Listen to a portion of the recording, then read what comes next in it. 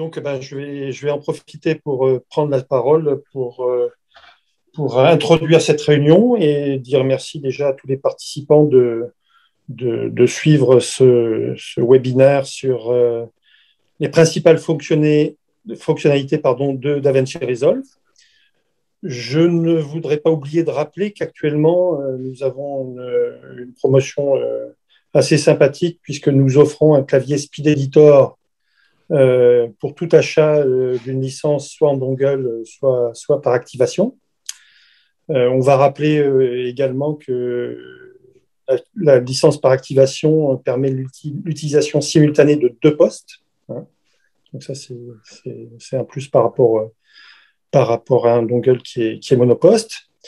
On va rappeler aussi que Vidéo Plus est un distributeur certifié pour DaVinci Resolve. Donc, nous avons l'habitude de proposer ces solutions à la vente, à la location depuis des années maintenant.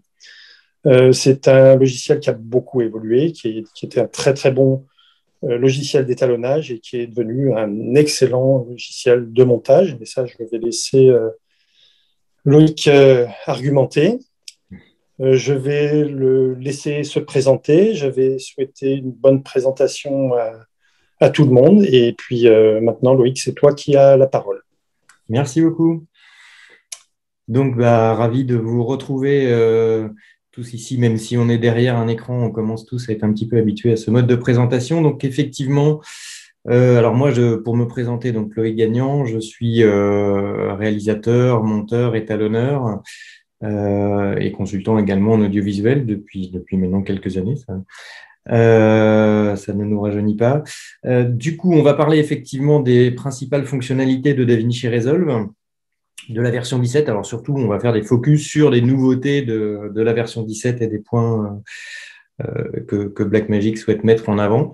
Donc, on va parler des différentes pages. On va commencer par la page d'étalonnage pour peut-être faire un petit focus sur l'outil historique quand même de DaVinci. Et puis après, on ira dans les pages montage, un petit peu dans la page fusion et également voir des choses dans la page Fairlight. Donc, c'est vraiment du coup de manière transverse. Une des forces de DaVinci, d'ailleurs, c'est d'être un outil transverse, peut-être le seul poussé à ce point en termes de transversalité, puisque dans les différentes pages qui représentent différents métiers, les mêmes médias sont directement compatibles et manipulables. Voilà. Donc, on va démarrer par la page étalonnage. Je vais déjà partager mon écran. Hop. Voilà, là, normalement, vous voyez mon écran. Je vais aller chercher l'interface de DaVinci Resolve. Hop. Je vais mettre ça un petit pour l'instant. Voilà, donc j'ai démarré DaVinci Resolve. J'ai créé une base de données puisque DaVinci se base sur des bases de données pour y intégrer les projets. C'est peut-être un des points techniques au départ à cibler. Et je vais restaurer le projet sur lequel on va travailler. Donc, on a un projet que j'ai installé sur le bureau. Donc, en fait, on peut créer des archives de projets. Et on peut voir ça directement. Vous voyez que sur mon bureau, j'ai un projet qui s'appelle Key Features in Resolve 17 et qui va nous servir pour les différentes démos. Donc, je restaure le projet et je vais démarrer directement avec le projet ici. Donc, j'arrive dans l'interface. J'ai choisi de mettre l'interface en anglais, mais vous pourriez tout à fait rester dans une interface en français. Donc là, c'est en fonction de vos choix. Je vais faire un reset de l'interface ici et je vais choisir la timeline sur laquelle je vais travailler. Voilà, là, pour l'instant, je vais travailler donc sur la timeline Color Features où on va commencer à voir les nouvelles fonctionnalités puissantes de DaVinci. Donc, je vais démarrer sur un dégradé, tout simplement parce que ce dégradé est utile pour comprendre quelques fonctionnalités des outils. Et je vais aller sur la page Color, la page dédiée à l'étalonnage. Et on va aller regarder les différents outils. On va commencer par les outils ici en bas. Le premier outil le plus connu qui est les roues chromatiques. Et on va regarder les limitations des roues chromatiques qui sont bien pour les formats SDR, Standard Dynamic Range, un petit peu moins puissant, et c'est pour ça qu'il y a une déclinaison de nouveaux outils comme l'outil HDR qu'on va détailler juste après. Si je prends l'outil des roues chromatiques, l'outil Wheels, vous voyez que si je manipule les roues de gain, par exemple, de colorimétrie dans les gains, je vais afficher tout de suite l'oscilloscope parade pour voir ce qui se passe. Vous voyez que quand je manipule la roue des gains pour coloriser, pour mettre une couleur à un endroit, vous voyez que du coup, la colorisation se fait sur une zone très large de l'image, ce qui peut être intéressant donc pour des formats SDR où la plage de dynamique va être limitée. Et avec les plages de dynamique beaucoup plus grandes et les espaces colorimétriques beaucoup plus larges avec lesquels on peut travailler maintenant grâce aux caméras grand capteur et aux nouveaux formats RAW ou log, on a besoin d'outils plus précis. Donc, c'est pour ça qu'on va tout de suite aller voir ce qui se passe avec l'outil HDR. Donc, l'outil HDR qui se trouve donc en bas à gauche ici, vous voyez ma souris. Donc, on a donc tout à l'heure, on était sur l'outil des roues colorimétriques et là, on va aller sur l'outil HDR. Donc, sur l'outil HDR, vous voyez que vous avez des roues, mais vous avez beaucoup plus de roues que ce que l'on avait jusqu'à présent dans les roues traditionnelles, puisqu'on a de base 6 roues qu'on peut même compléter avec d'autres éléments. Et donc, ça peut être très pratique. Donc là, on a les roues qui vont donc du black, si je vais tout sur la gauche, donc les zones les plus sombres, on a le dark, le shadow. Vous voyez qu'il y a des petites flèches ici qui permettent d'avoir d'autres roues. Donc, on complète avec les roues light, les roues highlight et les spéculaires qui sont les très hautes lumières. Alors, pour voir ce qui se passe dans l'image, voilà, vous voyez que du coup, si je corrige une partie dans les spéculaires, vous voyez que je vais colorer vraiment une zone beaucoup plus limitée de l'image. Donc là, j'étais sur les spéculaires. Là, sur les highlights, on voit par rapport à ce que l'on a fait tout à l'heure que l'on va agir sur une partie beaucoup plus resserrée de l'image. Alors, effectivement, sur un dégradé, c'était plus pour voir ce qu'il se passait ici. Pour le voir sur une image directement, je vais aller sur le clip numéro 2, celui-ci, et on va commencer à manipuler la roue du bas, la roue black. Voilà. Et je vais manipuler la roue ici. Je vais essayer de bouger la roue black. Il ne se passe rien. Je vais bouger l'exposition de la roue black. Et en fait, il ne se passe rien pour une bonne raison, c'est que je n'ai pas de zones qui sont concernées par cette roue. Donc, contrairement aux roues habituelles où on avait une grosse liaison entre les différentes zones de l'image. Voilà. Donc, pour pouvoir travailler avec la roue black, il faut d'abord que j'utilise la roue dark qui va me permettre de baisser ma zone de luminosité. Pardon. Vous voyez mon oscilloscope parade sur la droite et je vais baisser la roue dark qui est ici. Hop. Voilà. Et là, avec cette roue, je vais pouvoir baisser la zone.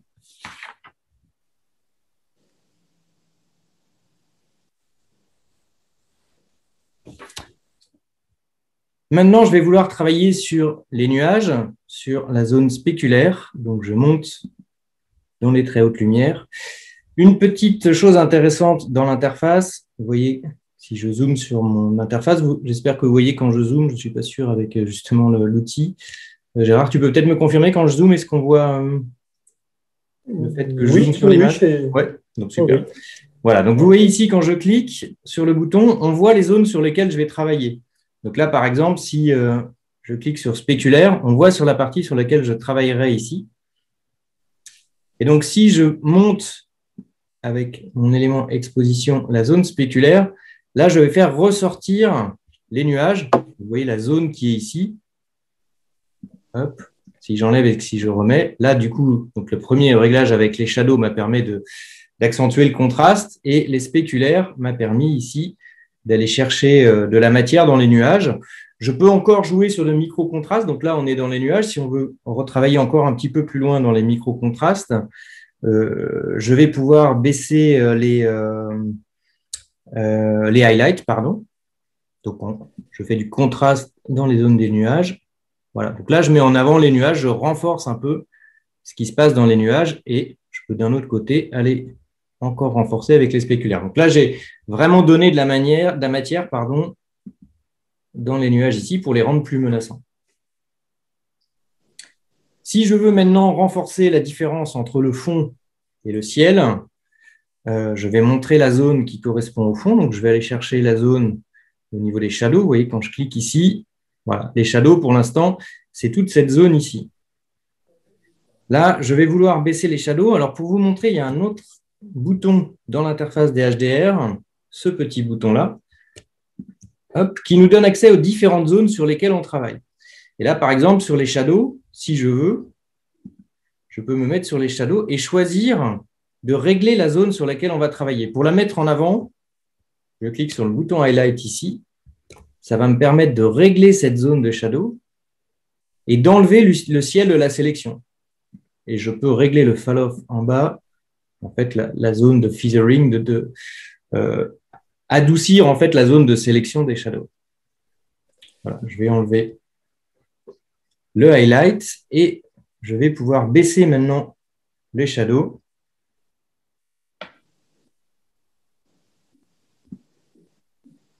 Ce qui me permet d'assombrir le fond pour rendre l'image encore plus menaçante ici.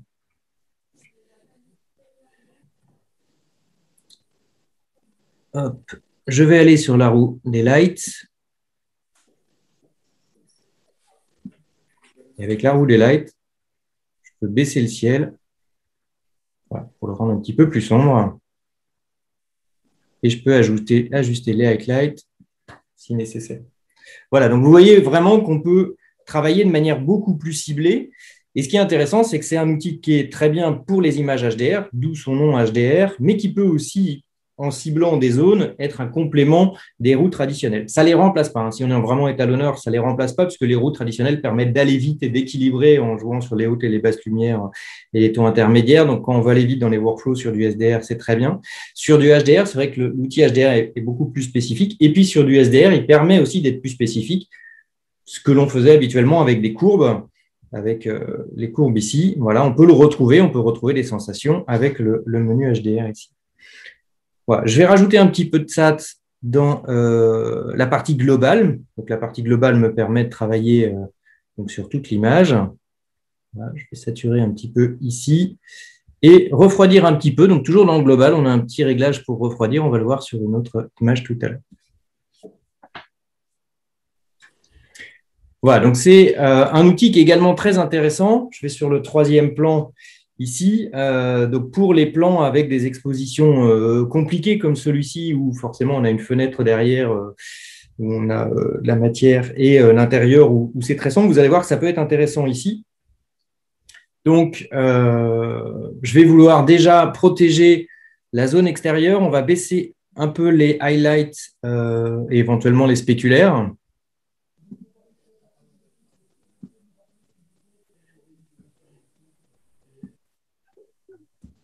Voilà, pour me prémunir de ce qui se passe à l'arrière. Et au niveau des shadows, alors, vous voyez, hein, je me promène ici avec ces petits icônes pour aller dans les différentes zones de luminosité.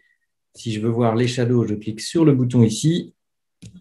Voilà, et donc si je veux monter les shadows pour illuminer le magasin, la zone ici, voilà. Et donc là, sans toucher à ce qui se passe à l'extérieur, alors sans toucher trop, j'ai pris soin d'abord de baisser un petit peu pour éviter de cramer. Après, on peut faire des allers-retours. Enfin, c'est ce qu'on fait dans la pratique. Voilà. Du coup, là, en montant avec les shadows, je redonne de l'exposition à l'intérieur sur le magasin.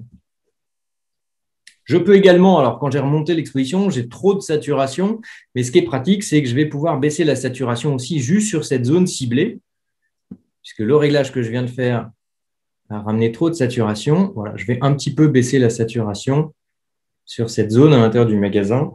Après, là, ça va être des questions de goût et surtout de séquence complète de votre film. Et si je veux contraster un petit peu, là, je peux aller sur le dark et baisser un petit peu l'exposition du dark, hop, voilà, pour compenser le réglage que j'ai fait.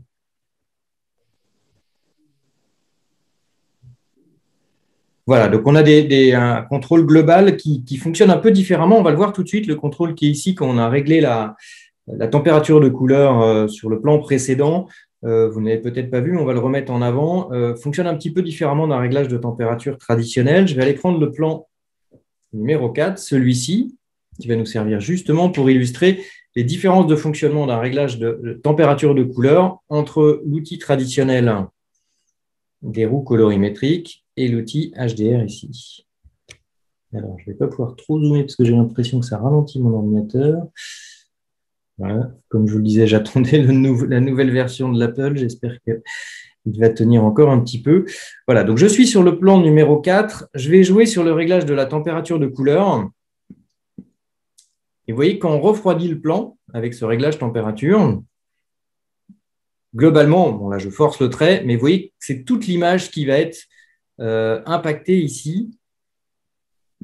Je double-clique pour remettre à 0. Et je vais vous montrer tout de suite la différence si je refroidis le plan dans le réglage HDR. Donc là, j'ai changé, je suis passé des wheels aux roues HDR. Et je vais sur le réglage global pour refroidir le plan, voilà, avec ce réglage ici. Vous voyez qu'on refroidit, mais il y a une différence, c'est qu'on ne va pas toucher aux hautes lumières maximum et aux basses lumières maximum. Donc, on refroidit à l'intérieur. Donc, il y a un impact différent qui va être plus intéressant pour refroidir ou réchauffer, mais sans impacter les zones les plus sombres et les zones de plus haute lumière. Et ça, au niveau du fonctionnement, ça agit de cette manière, donc au niveau de l'outil High Dynamic Range, grâce à une science colorimétrique un petit peu plus poussée. Donc là, ça demande un peu on va survoler un petit peu cette fonctionnalité. Je vais aller dans les réglages du projet. Donc, tout en bas à droite, vous avez la roue de DaVinci Resolve, qui est la fonction de réglage des projets, Project Settings en anglais. Lorsque je clique dessus, donc là, vous avez tous les réglages techniques. Et vous avez en plus des préférences qui sont dans le menu de DaVinci Resolve, mais là, c'est les réglages techniques liés au projet. Et vous allez retrouver donc la ligne Color Management.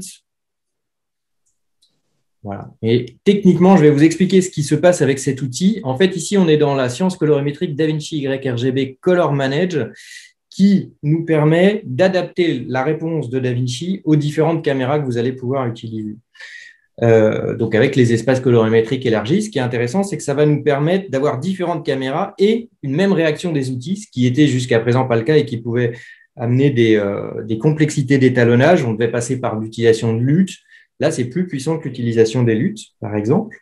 Donc, le principe, c'est d'adapter les différentes caméras qui rentrent, d'utiliser, vous voyez, il y a un timeline color space ici, et DaVinci a créé un espace colorimétrique, WG, ça veut dire Wide Gamut, un large espace colorimétrique, donc dans lequel on aura beaucoup de contrôle, une très grande quantité d'informations manipulables. Et quand on va étalonner les sources, les différentes sources, on aura le même type de réponse. Et du coup, bien sûr, il faut une sortie. La sortie, en fait, elle est gérée par le Output Color Space qui est ici. Donc là, on est en Rec 709, sortie normale vidéo. Du coup, là, on n'a pas d'écran HDR. Mais grâce à tout ça, ça nous permet aussi d'envisager du travail en HDR intéressant. Donc là, l'espace de sortie est réglé en Rec 709.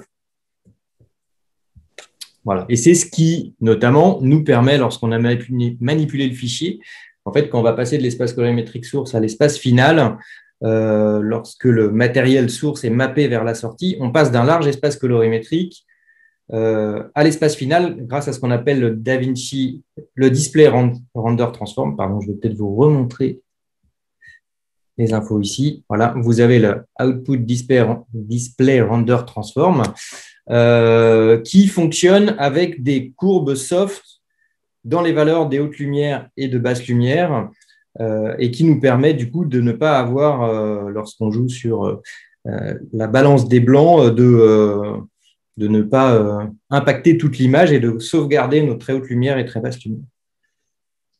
Alors, on va compléter toujours cette idée de travail avec dans le large espace colorimétrique avec le DaVinci YRGB Color Manage. On va travailler avec deux fichiers RAW. Donc là, on a un Blackmagic RAW, le fichier numéro 5, et un fichier RED, grâce auquel on va pouvoir voir que lorsqu'on fait une manipulation avec une image, même si la caméra n'est pas la même, on va pouvoir copier-coller et garder à peu près les mêmes réglages, en tout cas par rapport au fonctionnement des caméras. Ça, c'est vraiment très pratique et ça vient justement de ce nouvel fonctionnement de DaVinci YRGB Color Manage, qui n'est pas nouveau, il n'est pas arrivé avec la version 17. En tout cas, il y a une nouvelle version de la science colorimétrique et la puissance de l'outil a été largement développée. Alors, pour vous montrer ça, je travaille sur le clip numéro 5. Dans la roue contrôle du menu HDR, je vais pousser vers le cyan. Pour ça, je vais aller chercher l'outil VectorScope. Voilà, habituellement, forcément, je travaille sur un double écran, donc on a beaucoup plus de place. Mais on va réussir ici à le faire fonctionner. Donc, je vais utiliser la roue globale et on va ramener l'image. Donc, on va essayer de chercher quelque chose de très stylisé. Donc là, on va mettre le global vers le cyan. Dans la roue des lights, ici, on va aller cibler donc, le visage grâce à la roue des lights et on va aller mettre de la chaleur dans le visage. Donc, je récompense le cyan ici et dans les lights, un peu de chaleur dans le visage. Voilà. Donc, on a créé un look avec un seul node. On va voir maintenant la consistance de ce que l'on a fait grâce au Color Management. Donc, on va copier ce plan sur le deuxième fichier. Là, ce qui est intéressant, c'est qu'on est sur des fichiers RAW. Donc, même si en réglage d'entrée de la science colorimétrique, on est en règle 709 dans Input Color Space. Vous voyez, je suis retourné dans mon Input Color Space. Il est en règle 709. Mais en fait, comme je travaille sur des fichiers RAW, les réglages du fichier sont gérés dans toute la partie caméra RAW ici. Donc là, c'est les métadonnées qui ont été faites par le chef opérateur hein, qui agissent, mais tous les réglages des fichiers RAW peuvent être modifiés. Donc ça, c'est la force des fichiers RAW, c'est de pouvoir interagir sur les réglages même de sensibilité, de balance des blancs, de science colorimétrique, etc. C'est tout l'intérêt de travailler avec ces fichiers-là.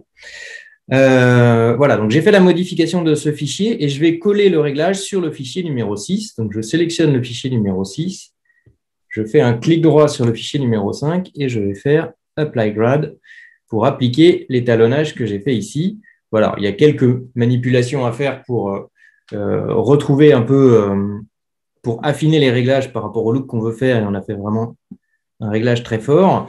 Mais on voit qu'on peut copier-coller et que les réglages ne sont pas totalement dans les choux. Et donc, ça, c'est vraiment grâce au fait qu'on travaille en sciences colorimétriques, Color Manage. Alors, souvent, la question qu'on nous pose avec le menu HDR et que je me suis posé au début quand je l'ai eu, puisque bien sûr, là, on change totalement de fonctionnement. On était habitué à avoir des outils avec un lien très fort entre ce qui se passe dans les sombres et dans les hautes lumières. Donc, la question qu'on se pose, c'est comment est-ce qu'on attaque au départ le travail avec l'outil HDR? La réponse, en fait, c'est d'avoir quand même des outils qui soient globalement, qui travaillent le plus sur l'image. Donc, les réglages qu'on va attaquer en premier, c'est les réglages les plus impactants, c'est ceux de shadow et de light. Voilà, si on reprend la zone, en fait, donc le shadow qui va prendre toute la zone d'ici à là. Donc vous voyez le réglage sans nit. Alors là, il faudrait rentrer dans les détails, mais là, sans nit, c'est la valeur de haute lumière définie sur le SDR. Donc le shadow est quand même une grosse zone de l'image et le light ici qui va travailler à partir d'ici jusqu'aux plus hautes lumières. Et donc en travaillant sur ces deux bases, on a déjà un réglage général, on va dire. Donc sur ce plan, par exemple, je vais me mettre au niveau des outils sur l'outil parade. Voilà. Si je règle l'exposition du shadow, je vais pouvoir aller contraster le plan. Et je vais jouer sur la partie light pour baisser les hautes lumières qui étaient… Voilà. Donc, principalement, on va commencer avec ces deux outils qui ont la plus large influence sur l'image. Et puis, on va ajuster après, éventuellement, sur la partie highlight, si on veut ici, sans cramer, mais voilà. Hop, sur la partie des blacks ou des darks. Voilà, donc, on va pouvoir cibler après les zones sur lesquelles on va travailler. Mais globalement, donc, on commence par les lights et les shadows et après, on ajuste les autres roues si besoin.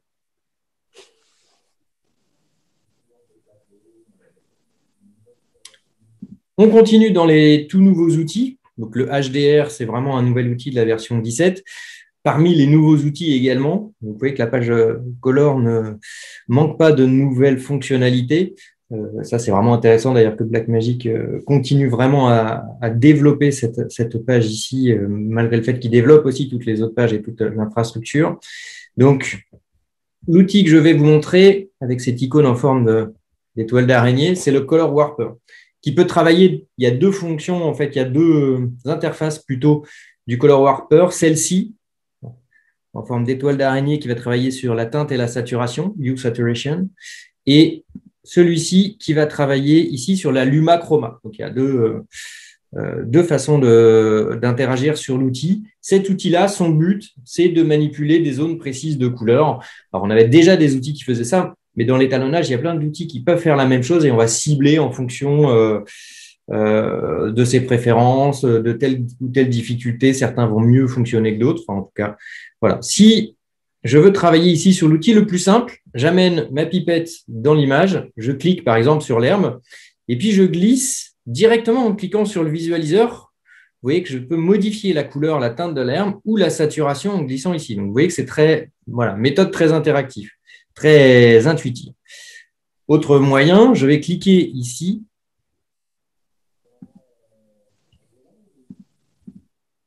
Voilà, et là, je vais avoir la couleur qui est sélectionnée ici.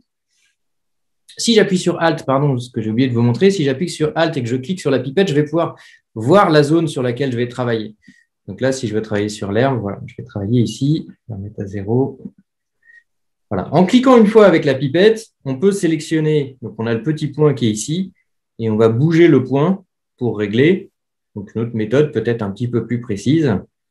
Voilà, là, si je veux jouer sur la saturation de l'herbe, voilà. Donc, voilà une méthode et un outil très pratique. Donc, encore une fois, son but, c'est d'aller cibler une couleur et d'aller travailler dessus. On l'illustre avec le plan numéro 9. Donc, pareil, je vais cliquer avec la pipette sur le côté rouge de la robe. Et naturellement, intuitivement, je vais prendre le point rouge et vouloir monter la saturation. Le problème tout de suite ici, c'est que j'impacte une trop grande zone de l'image. Et donc, la peau est tout de suite trop impactée. Donc, une des méthodes, on va essayer d'en cibler quelques-unes. En tout cas, un des réglages que l'on a à notre disposition, c'est la possibilité de travailler sur une séparation des points plus précise. Donc là, je suis passé sur mon Color Warper à un réglage de 16 points par zone et je pourrais avoir ici plus de zones. Donc là, je vais cliquer ici sur la couleur qui m'intéresse et je vais vouloir, alors, je suis dans 16 zones ici, remonter. Voilà. Donc là, je peux remonter la couleur de la robe, vous avez vu ici, en impactant moins le visage. Il y aurait encore une autre manière de moins l'impacter, ce serait de bloquer les points autour. On va le regarder sur un autre exemple tout de suite. Sur le plan numéro 8, on revient sur ce plan-là. Et je vais aller chercher, je fais un autre node. Alt-S me permet de faire un autre node dans DaVinci. Donc, pour rajouter d'autres outils, ou comme ici, dans un autre node, je vais refaire un Color Warper. Cette fois-ci, je vais aller chercher le Color Warper qui était version Chroma Luma. Et on veut donc le ciel plus lumineux et plus bleu. Donc pour cette fois-ci, toujours, je vais augmenter le nombre de réglages, de points, donc en bas, et je vais aller sélectionner le bleu qui correspond au ciel. Voilà, là, vous voyez, quand je clique sur Alt, je sélectionne le bleu qui correspond au ciel. Cette fois-ci, pour bloquer ce bleu par rapport au reste, voilà, quelques options. Notamment la possibilité d'inverser la sélection. Donc là, je vais inverser et sélectionner tous les points sauf ma sélection. Et ici, je peux convertir les points sélectionnés. En fait, je peux bloquer les points sélectionnés hormis le point de ma sélection. Voilà. Ce qui me permet, comme je vous l'annonçais tout à l'heure, vous voyez ici, je vais pouvoir changer la teinte ou la saturation de mon ciel ici. Voilà. Hop. Vous voyez, du coup, là, on joue ici sur cette partie sans jouer sur la voiture, ce que j'aurais fait si je n'avais pas pris, je vais peut-être vous le montrer quand même, je reviens. Si j'avais été prendre le ciel ici, hop, le point, et que j'avais joué ici, vous voyez que du coup, on jouait surtout, la voiture est impactée. Et maintenant, je refais la manip, je viens sélectionner le ciel, j'inverse la sélection, je bloque le reste, je prends le point, et maintenant, je vais régler le point sans toucher au reste. Si je veux avoir un petit peu de soft, je peux même cliquer sur le petit Smooth Chroma et Smooth Luma qui permet de sauveter en fait les zones qu'on a sélectionnées pour avoir une semi-transparence ici. Et donc voilà le résultat par rapport au bleu qu'on a travaillé dans le ciel. Voilà, beaucoup d'outils, hein, comme je vous l'indiquais, et sur une démo comme ça, on a toujours peu de temps. Donc, j'espère que vous aurez quand même retenu l'idée et que vous irez manipuler ça de votre côté. On va continuer dans les outils puissants de l'interface grâce au nouveau Magic Mask. Voilà, l'outil Magic Mask. Alors, dans la barre des outils, hein, tout à l'heure, on a vu donc, les Color Warper qui permettent de cibler une couleur avec deux interfaces pour changer la teinte, changer la saturation ou changer la luminosité d'une couleur. Ici, il y a un autre outil qui permet de cibler une zone. Cette fois-ci, pas une couleur, mais un personnage plutôt. Ça s'appelle le Magic Mask. Et le Magic Mask utilise le DaVinci Resolve Neural Engine, l'intelligence artificielle, terme très à la mode en ce moment. Alors, vous allez voir qu'il va demander pas mal de puissance et que mon ordinateur commence avec l'évolution des outils, à en manquer un petit peu. Mais j'ai fait des calculs juste à côté pour qu'on ne perde pas trop de temps sur ces calculs. Donc là, ce sont des outils qui demandent quand même un petit peu de puissance, mais qui sont très développés. L'idée, ça va être de sélectionner une personne. Donc, on va vouloir sélectionner la mariée ici pour la rendre un petit peu plus lumineuse et assombrir ce qui se passe autour. Donc, je suis dans le Magic Mask. Je lui demande de sélectionner des personnes. Ça pourrait être, plutôt que des personnes, on pourrait dire qu'on veut chercher soit des vêtements sur le haut des personnes, soit les vêtements du bas, soit les bras, les visages, les cheveux, les chaussures, voilà. Donc, toujours autour d'un personnage, mais sur des zones sélectionnées. Là, je vais vouloir sélectionner, je reste sur personne complètement. J'utilise la pipette qui est ici et je vais faire un petit mouvement comme ceci et un petit mouvement comme cela pour pouvoir définir le personnage à aller chercher. Voilà, et hop, ici. Je vais cliquer sur le bouton Toggle Mask Overlay, qui est celui-ci, qui va me permettre d'afficher, normalement, voilà, un petit peu de temps de réaction, d'afficher en rouge ce qu'il a sélectionné. Donc, vous voyez, Ken, c'est un outil très, très intéressant qui va nous permettre d'aller cibler une partie avec des options de qualité. Si je clique sur Better, il va mettre du temps, mais il va améliorer le rendu. Et puis, vous avez des options pour améliorer la sélection, donc du blur radius, ici. Voilà. Alors là, vous voyez que du coup, j'ai du mal à pousser un petit peu mes réglages puisqu'on est vraiment dans des fonctionnalités un petit peu puissantes. Et puis après, vous allez pouvoir le faire vous déplacer image par image pour faire du tracking de ce que vous avez fait, rajouter des points éventuellement. Il faut éviter d'en mettre trop. J'en ai peut-être mis un petit peu trop d'ailleurs. Je peux supprimer peut-être une zone qui est peut-être pas nécessaire. Tant qu'on arrive à faire fonctionner sans la zone, ben, on n'en met pas, on en rajoute quand on a besoin. Voilà, donc c'est un outil très intéressant, surtout pour étalonner. La sélection, elle n'est pas faite pour faire des VFX, elle ne serait pas assez précise pour les VFX, mais avec le blur qu'on peut rajouter ici et avec les réglages, en fait, on fait une sélection de personnages. Et là, par exemple, je vais pouvoir, si j'enlève ça, aller dans ma zone de sélection. Alors, vous voyez que du coup, là, ça demande pas mal de puissance puisqu'il met du temps à bouger. Voilà, donc là, j'ai remis en avant mon personnage. Hop. Et là, c'est quand même vraiment très pratique. Et en faisant un nœud outside, alors ce qu'on appelle un nœud outside, dans DaVinci, on crée des nœuds sur toute l'image. Et là, j'ai sélectionné une zone, donc ça étalonne la zone dans laquelle on a créé le masque avec le Magic Mask. Et on a le petit point bleu qui permet de transporter le canal alpha. Donc là, je vais aller créer un nouveau nœud qui va travailler à l'extérieur de la zone sélectionnée. Ça ne sert à rien de recréer une zone. Je fais un nœud outside. Je t'interromps une toute petite seconde. Oui. Pour simplement signifier que la vidéo est enregistrée et que je la mettrai à disposition puisque c'est une question qui est assez récurrente. Et donc, je m'organiserai et je m'inquiéterai de la mettre à disposition.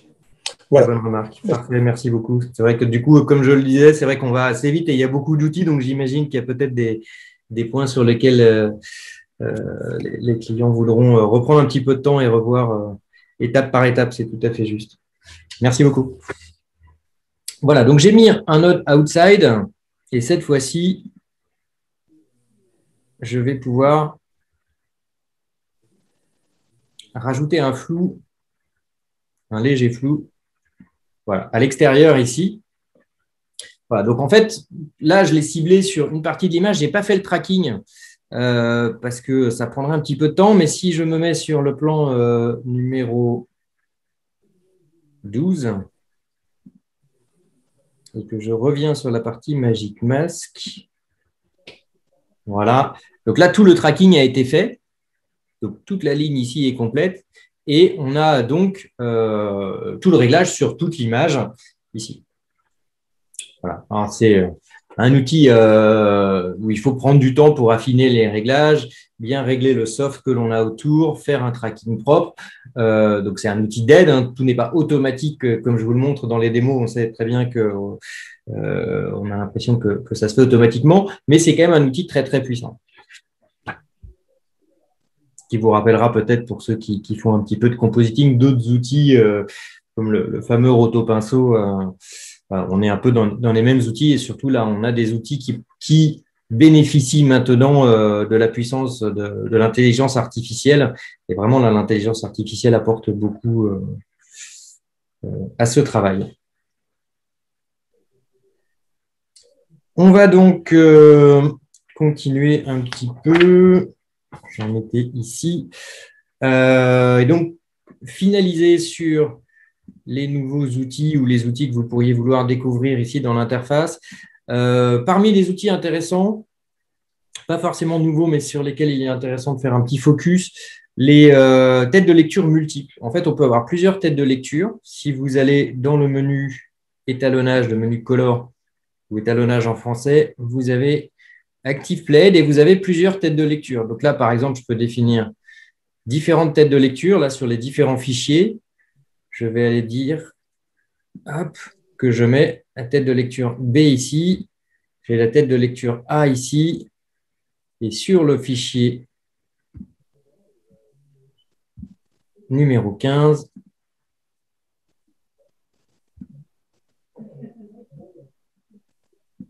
je vais aller mettre la tête de lecture C. Donc maintenant, j'ai 3 têtes de lecture. J'ai créé des raccourcis au préalable. Donc ça, ils ne sont pas intégrés nativement dans l'interface de DaVinci. C'est à vous de les mettre. Pour rappel, si vous allez dans le menu DaVinci Resolve, Keyboard Customization, vous pouvez créer vos propres raccourcis, éventuellement même pour ceux qui aiment d'autres logiciels comme Avid Media Composer, Final Cut Pro ou Premiere Pro, aller chercher des raccourcis de Premiere. Et puis là, par exemple, pour mes playheads, mes têtes de lecture, j'ai créé 3 raccourcis, Shift Command A, Shift Command B, Shift Command C, qui vont me permettre, Shift Command A, je suis sur la première image, Shift Command B, voilà, je suis sur la deuxième image et je la lis en avant, en arrière, et Shift Command C, je vais sur la troisième image. Donc, ça me permet d'aller très rapidement dans des points de référence, très pratique en étalonnage, pour pouvoir sauter de point de référence à point de référence. Donc, c'est des têtes de lecture multiples. On a en plus, pour cette fonction de tête de lecture multiple, ce petit bouton qui va nous permettre d'afficher côte à côte. J'attendais qu'il affiche justement le petit visualiseur, le petit pop-up, donc split screen, qui va me permettre, si je clique dessus, de sélectionner sur la droite ce que je vais afficher dans le split screen. Et là, je vais afficher les têtes de lecture, les playheads. Et donc là, je vois simultanément les 3 images. Ça me permet de faire un étalonnage comparatif. Pardon?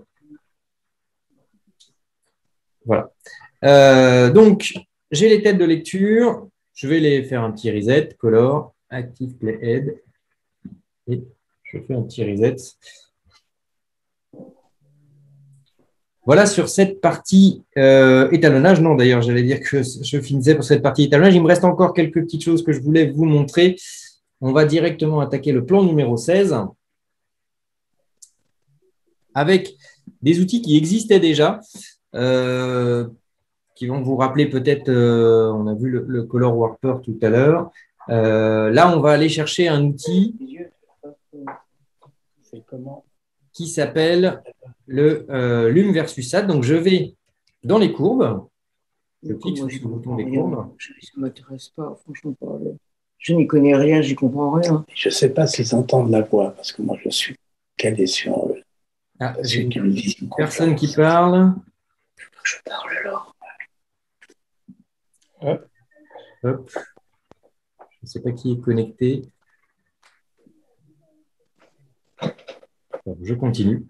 Donc, je suis sur les courbes et sur les courbes, vous voyez que sur la droite, là où il y a écrit Custom, je vais pouvoir aller chercher différentes courbes qui sont en fait des courbes où on a un élément en abscisse et en ordonnée, entre guillemets, on a un élément de départ qui va nous permettre de modifier un autre réglage. Donc, à partir de la teinte, je peux modifier la teinte. À partir de la teinte, je peux modifier la saturation. On va vous montrer directement. À partir de la saturation, je peux modifier la luminosité, donc SAT versus lume, qu'on utilise rarement. Mais voilà, sur celui-là, on s'est dit, tiens, on va pouvoir faire une petite démo. Vous voyez que ici, sur le t-shirt, si je clique sur le t-shirt, je vois que la luminosité du t-shirt et du personnage est ici. Et je vais pouvoir baisser la luminosité des autres parties. C'est assez intéressant ici parce que ça permet de détacher le personnage en assombrissant le reste par rapport au personnage. Et à l'inverse, si je mets un point ici, je peux remonter la luminosité dans cette zone. Voilà. Une autre façon de cibler qui peut être intéressante. Ça fait partie de tous ces outils. Alors, généralement, dans les courbes, moi, celle que j'utilise beaucoup, c'est le U versus U qui permettrait, lorsqu'on a une herbe qui est un peu grillée, par exemple, sur les feuillages et qu'on a des feuillages qui commencent à être abîmés, d'aller chercher une teinte et de remettre un équilibre dans l'herbe, dans les feuillages, etc. Ou sur une teinte d'une couleur, on peut remodifier assez précisément la couleur. Vous voyez que ça, c'est aussi complémentaire avec les color warpers qu'on a étudiés tout à l'heure. Autre amélioration, l'outil plume. Donc, pareil, quand on sélectionne des parties de l'image, c'est ce qu'on appelle les étalonnages secondaires. Pour cibler, il y a plein d'outils, on vient d'en voir quelques-uns. Et il y en a qui sont plus anciens, mais qui bénéficient d'améliorations. Et c'est le cas des windows, des courbes de Bézier. Quand je vais sélectionner la plume, je vais me mettre en Shift F pour pouvoir être un petit peu plus large. Là, vous voyez que du coup, à la plume, quand on va dessiner, on va pouvoir être très précis puisqu'on a des courbes de Bézier qui vont nous permettre de dessiner les zones sur lesquelles on travaille. Et encore, là, je vais être assez rapide pour ne pas prendre trop de temps. Mais voilà, vous voyez que du coup, sur les courbes, quand je me rapproche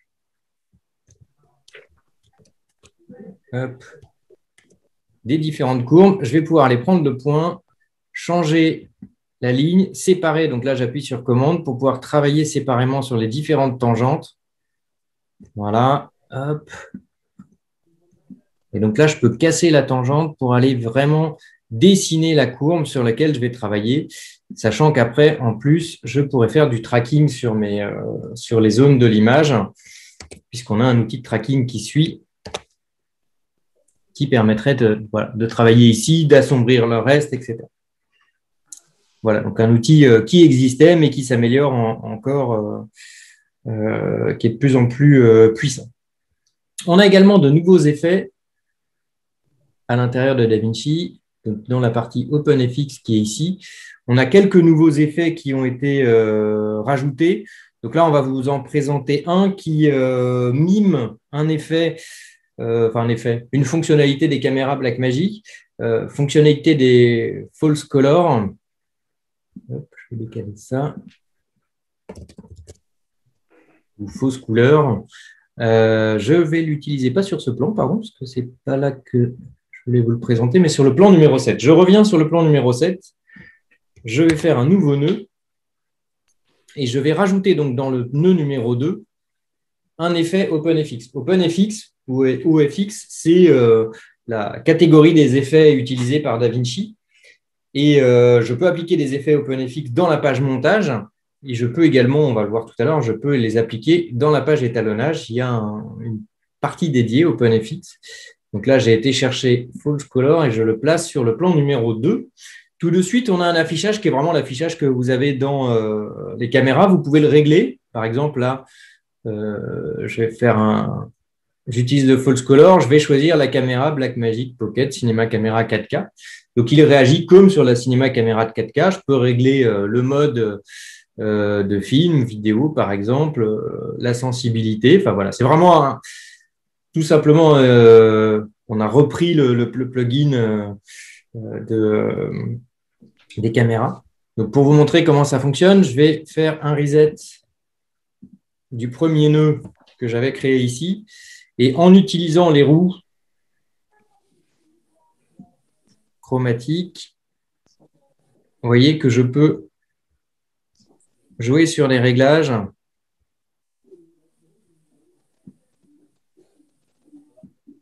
Donc, en réglant la luminosité, je vais pouvoir avoir le visage du personnage dans la partie rose qui correspond à la zone idéale pour le visage. Voilà le fonctionnement de cet outil ici, qui mime donc le false color des caméras Blackmagic.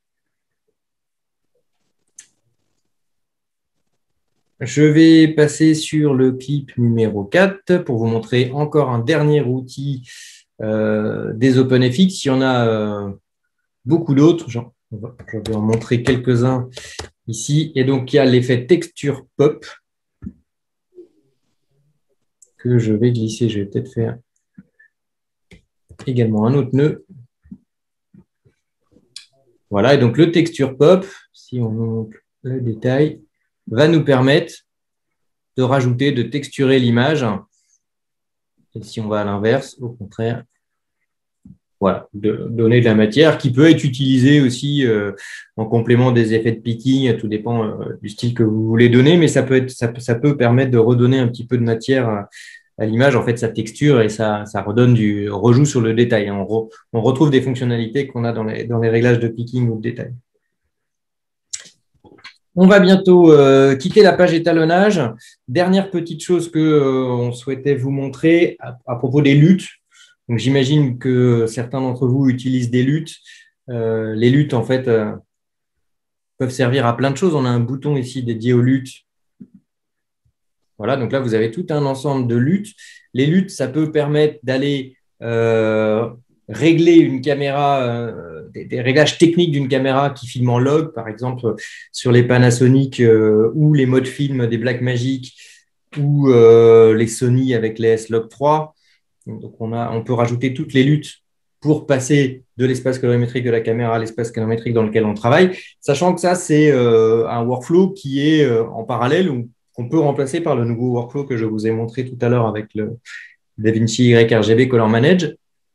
Mais on peut aussi mettre des luttes qui sont des luttes plus artistiques pour aller mettre des looks à notre image. Voilà, là, on a des luttes et quand je promène ma souris au-dessus d'une lutte, chose intéressante maintenant, c'est qu'on a directement la visualisation dans l'image. Hop, je vais reprendre une image ici. Voilà, on a directement le résultat de la lutte appliquée à l'image. Et chose intéressante, jusqu'à présent, les luttes, il fallait aller les mettre dans les dossiers spécifiques dans le système. Maintenant, on a la possibilité de mettre les luttes dans un dossier. Vous pouvez cibler un dossier dans le dossier document, pardon.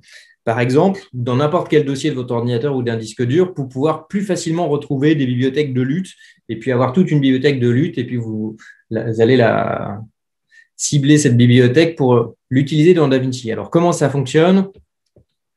On va dans le menu DaVinci Resolve, Préférences, et on va cliquer sur le bouton Général. Et dans Général, on a Lut Location. Voilà, et il suffit de rajouter. Donc là, je l'ai fait tout à l'heure. J'ai mis le dossier User Desktop Test Lut Look. Et en fait, les luttes qui sont ici, je les retrouve directement dans mon interface des luttes ici. Voilà. Bien sûr, on a toujours la possibilité, je vous le montre rapidement, d'aller dans les préférences du projet et dans le color management, d'aller rentrer les luttes dans les dossiers vraiment plus ciblés du système, mais on peut aussi aller cibler des luttes dans des dossiers plus généraux ou sur votre disque dur dans lequel vous rangez vos luttes, comme vous rangeriez vos musiques, par exemple.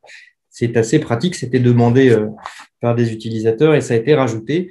Voilà, c'est aussi une des choses intéressantes. Si vous avez des demandes par rapport à Blackmagic, n'hésitez pas à les faire remonter. Ils en prennent compte et ils sont très réactifs par rapport à ça. Enfin, bien sûr, il faut qu'il y ait beaucoup de demandes pour qu'ils travaillent dessus, mais ça permet de faire évoluer le logiciel. Voilà, donc sur cette vue, sur la page étalonnage, il y a beaucoup de choses, on pourrait passer beaucoup de temps dessus. Et forcément, du coup, on a toujours cette petite frustration, mais comme j'ai d'autres outils à vous montrer, je vais passer à la page montage et je vais aller chercher la timeline qui s'appelle Portrait. Alors, vous voyez que lorsque je suis dans le visualiseur de montage, je peux aller sélectionner directement les différentes timelines. Là, j'ai ouvert les différentes timelines. Hop, et je switch d'une timeline à l'autre. Et me voici sur la timeline portrait. On est sur une timeline mode réseaux sociaux. Donc, on est tous habitués maintenant à travailler sur des images en hauteur. Et il faut maintenant des outils par rapport à ça. Je vais fermer le Media Pool sur la gauche pour me donner plus de place et pour ouvrir l'inspecteur. L'inspecteur, c'est l'endroit où on fait les réglages dans DaVinci. Et le petit bouton à droite, tout en haut à droite, me permet d'avoir un inspecteur qui prend plus de place dans mon interface. Dans l'inspecteur, je vais retrouver le Smart Reframe. Voilà. Et le Smart Reframe, pour le premier plan, je vais le faire fonctionner de la manière la plus simple possible. Encore une fois, vous l'imaginez bien, on est dans une RAL Engine, c'est-à-dire de l'intelligence artificielle. Et là, on va vouloir recentrer le plan dans l'image. Je clique sur Reframe. On est dans un fonctionnement automatique. Il y a une analyse de l'image. Et DaVinci va créer automatiquement des images clés pour recentrer le personnage dans l'image. On a fait une version de recadrage. Vous voyez, je mets la lecture. Bon, il y a une petite saccade pour l'instant. Je pense qu'avec le... Enfin, mais vous voyez le principe.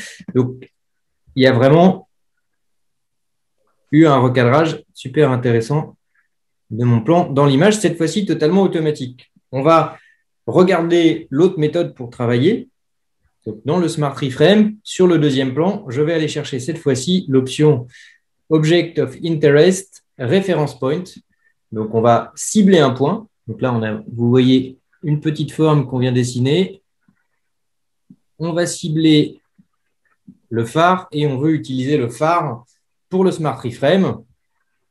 Donc, je cible. Il va y avoir un tracking, mais cette fois-ci, l'intelligence de tracking va se faire par rapport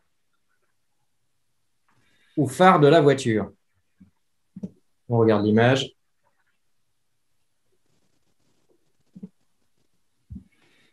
Ah, si je veux bien. Voilà.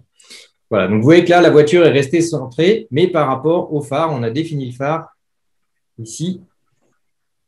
Et si on veut regarder comment ça a fonctionné, sur mon plan, je vais cliquer sur le petit bouton qui est ici, qui me permet d'avoir les différentes lignes de modification sur position X. Voilà, donc là, il y a tous les points de modification que je peux après remodifier, limiter, etc.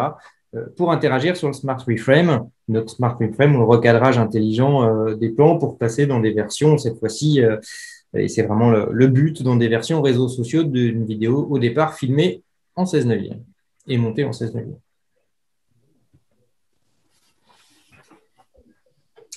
Toujours dans la partie montage, toujours dans les choses nouvelles et, j'allais dire, intelligentes. Le terme, parfois, on a un peu du mal à utiliser ce terme, mais ça s'y prête quand même. Je vais aller chercher une timeline qui s'appelle Sync Multicam. Donc, c'est une timeline dans laquelle on a placé en hauteur tout un ensemble de plans multicaméra. Et plutôt que de faire un multicaméra, on pourrait faire un multicaméra traditionnellement. Pour ceux qui se posent la question, je pourrais avoir tous les plans et faire un plan multicam, monter le plan multicam. Mais on a aussi maintenant cette nouveauté, ce n'était pas le cas avant, mais dans la version 17, je peux sélectionner l'ensemble des plans. Voilà. Et je vais faire un clic droit.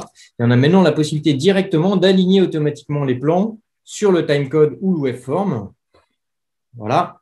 Ah, j'en ai oublié un tout à l'heure. Je vais reprendre ce plan-là. J'avais aussi ce plan-là. Alors là, l'intéressant, c'est que vous voyez que sur la même piste, j'avais une caméra qui s'était allumée éteinte, on va dire. Hop, voilà. Et donc, là, j'ai resynchronisé les différents plans pour faire un multicam directement dans la timeline. Certains préfèrent d'ailleurs cette fonctionnalité. Ce n'était pas présent dans DaVinci, ça a été amendé, rajouté. Et donc, je vais ouvrir le Media Pool, la timeline Audio Sync. Voilà, et donc voilà mon plan multicam, le sync multicam. Si je fais un clic droit dessus, cette timeline, je peux la convertir en clip multicam. Voilà, c'est devenu un clip multicam. Je vais créer une timeline. Je vais l'appeler montage multicam. Et dans le montage multicam, je vais monter ce plan ici. Ouais, donc, j'ai monté un plan multicam. Donc là, j'ai fait la synchro, mais en ayant mis tous les plans dans la timeline. Donc, je rappelle, je les ai récupérés. Via un clic droit, je les ai synchronisés sur la waveform, c'est-à-dire sur les ondes audio. Il a cherché dans les ondes audio des différents plans et il les a resynchronisés. On a vu également qu'on pouvait avoir sur une seule piste des plans avec des caméras qui s'allument et qui s'éteignent. Donc ça, typiquement sur un concert, une des caméras qui aurait la batterie qui aurait lâché ou avec un cadreur qui ne sait pas qu'il faut laisser la caméra allumée tout le long du plan. Donc lui fait également la synchro automatique. Pour afficher le multicam dans DaVinci, dans le visualiseur source, vous avez le petit bouton ici qui permet de vous mettre en mode multicam. Vous voyez que c'est très simple. Et on a les différentes caméras qui vont lire et qui vont nous permettre après, donc là, on pourrait faire le montage. J'ai oublié une chose au départ, c'est qu'il faut que je vous dise de cliquer uniquement sur la vidéo. Là, c'est vraiment pour vous montrer le multicam, la fonction vraiment de synchronisation dans la timeline. Hein. Je n'ai pas la prétention aussi peu de temps de vous montrer le fonctionnement du multicam, mais voilà à peu près l'idée. Le Timeline Scene Cut Detection, maintenant, on va passer à une autre fonctionnalité. Donc, vous savez peut-être que lorsqu'on fait de l'étalonnage dans DaVinci, on utilise DaVinci avec souvent d'autres logiciels de montage.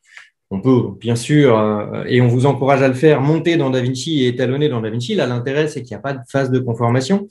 Mais on peut, très souvent, on est amené à faire de l'étalonnage de films qui auraient été montés avec d'autres logiciels. Bien sûr, on pense à Premiere, on pense à Avid, on pense à d'autres choses. Et dans ce cas-là, il y a une phase de conformation.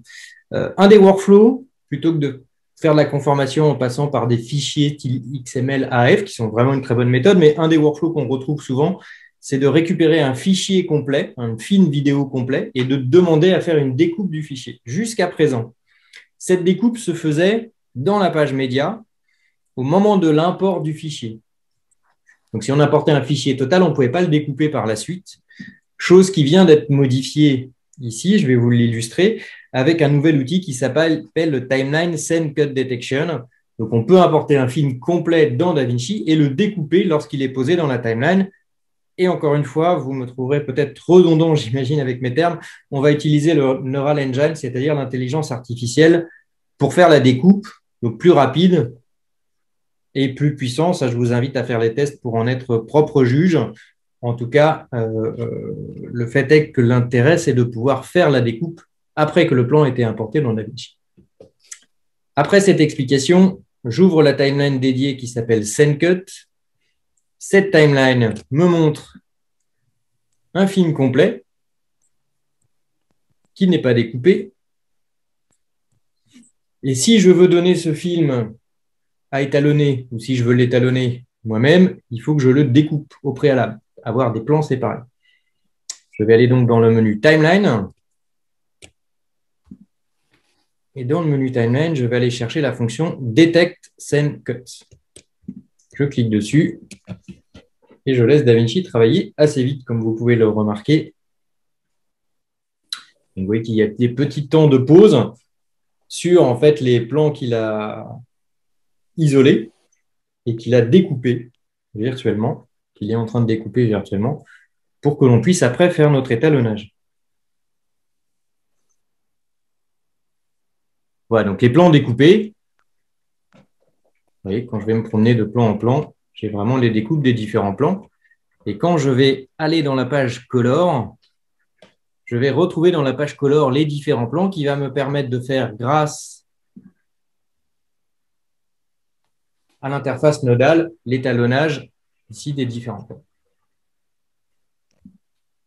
Voilà, je reviens dans la page montage et je vais vous montrer la fonctionnalité qui, cette fois-ci, va intéresser fortement les monteurs de TrackMate, c'est-à-dire la possibilité de dire que sur une piste, on a un masque, un mate, c'est un élément noir et blanc qui permet de découper, de dire là, j'ai le foreground, l'élément qui est en premier plan, là, j'ai le background, l'élément qui est en second plan. Pour illustrer cette nouvelle fonctionnalité de TrackMate, je vais aller chercher la timeline FX. Voilà. Et on voit sur la timeline FX, sur la vidéo 2, vous avez donc ce mate, qui est une image noir et blanc d'une voiture ici. En fait, cette image noir et blanc de la voiture, c'est la voiture qui est sur le plan du dessous, le plan vidéo 1, avec le même suivi. Voilà. Donc souvent en VFX, on va travailler avec ce genre de plan et on veut pouvoir, grâce à ce masque, cibler une zone pour travailler dedans et cibler une autre zone pour travailler en extérieur. Pour vous illustrer ceci, je vais dupliquer le plan qui est sur la piste vidéo 1. Donc quand je clique sur Alt, je vais sélectionner que la vidéo. Et si je continue à cliquer sur Alt et que je déplace, je vais dupliquer ce plan pour avoir mes 3 niveaux. Donc le même plan sera sur vidéo 1 et vidéo 3 et le masque le mate qui va être utilisé, le mate qui va être utilisé, qui est donc un track mate parce qu'il bouge et qu'il a le suivi de la voiture qui est sur les 2 plans en sandwich. Voilà, donc ça va me permettre de faire la découpe. Alors pour ça, je vous montre la méthode. Je sélectionne le plan sur la piste V3. Ce plan-là, lui, il me servira pour avoir la voiture. Je vais dans l'inspecteur, je vais fermer le Media Pool, et dans l'inspecteur, en sélectionnant le plan V3, je vais définir le mode composite du plan qui va passer de normal à Luma, à foreground, pardon. Voilà, donc lui, je le définis comme foreground. Le plan sur la piste vidéo 2, je vais le définir au mode Luma cette fois-ci. Donc, c'est un masque en Luma. Et maintenant, en fait, là, j'ai déjà la découpe qui est faite, sauf qu'effectivement, on a le même plan en haut et en bas. Et bien, tout simplement, pour bien voir ce qui se passe sur le plan du dessous, je vais rajouter un effet. Je vais aller dans la Effect Library et je vais aller chercher mon OpenFX avec un Gaussian Blur. Voilà, directement, le résultat ici que vous voyez. Donc, on a le TrackMate, donc on a une découpe qui permet d'avoir la voiture qui est restée en net et le fond ici qui est en flou avec cet empilement, ce fonctionnement en TrackMate qu'on utilisait dans d'autres logiciels et dont on retrouve la possibilité d'en bénéficier dans DaVinci. Et c'est très pratique. Parmi les autres effets, on va aller sur le dernier plan. On va regarder un effet qui s'appelle le vidéo collage, collage vidéo. Hop, je vais aller chercher vidéo collage. Je le prononce mal, mais ce n'est pas grave. Donc, j'ai appliqué ce plan. Donc, on a vu qu'on avait un empilement ici. Je vais peut-être vous le remontrer avant. J'ai un empilement de 3 plans de la voiture, ici, sur lesquels on pense tout de suite faire un picture-in-picture, un mode compositing. C'est exactement ce qu'on va faire, mais plutôt que de prendre des images, ce qui est tout à fait possible, hein, et de jouer sur du crop, du resize, du transform, etc., et en ayant des difficultés à bien gérer les zones qui vont séparer l'image, on va directement appliquer l'effet vidéo collage sur le plan le plus en haut de notre composite. Donc, cette fois-ci sur le plan vidéo 3. Dans l'inspecteur, j'ouvre la partie Effect. Je veux